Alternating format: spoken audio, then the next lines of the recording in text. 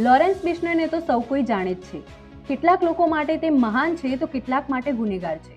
પરંતુ હવે લોરેન્સ બિશ્નોઈના નામ સંબંધિત કંઈક એવી ઘટના રાજસ્થાનમાં બની છે કે જેના કારણે પોલીસે કડક કાર્યવાહી કરી છે.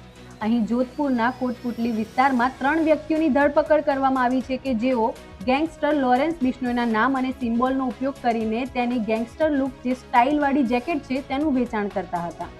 આ વ્યક્તિઓ પાસેથી લગભગ 35 જેટલી જેકેટોને જપ્ત કરવામાં આવી છે જે આ ગેંગસ્ટર છે તેના નામ અને તેના પ્રતીકનો ઉપયોગ કરીને બનાવવામાં આવી હતી, એટલે કે લોરેન્સ બિશ્નોઈ બ્રાન્ડને બનાવવામાં આવી હતી.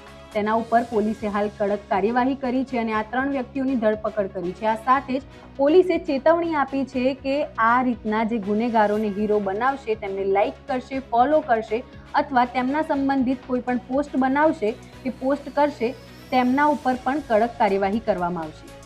ઇન શોર્ટ એમ કહી શકાય છે કે લોરેન્સ બિશ્નોઈના નામનો વેપાર એટલે સીધો ક્રાઇમ પછી કાર્યવાહી. આના ઉપર તમે શું કહેશો?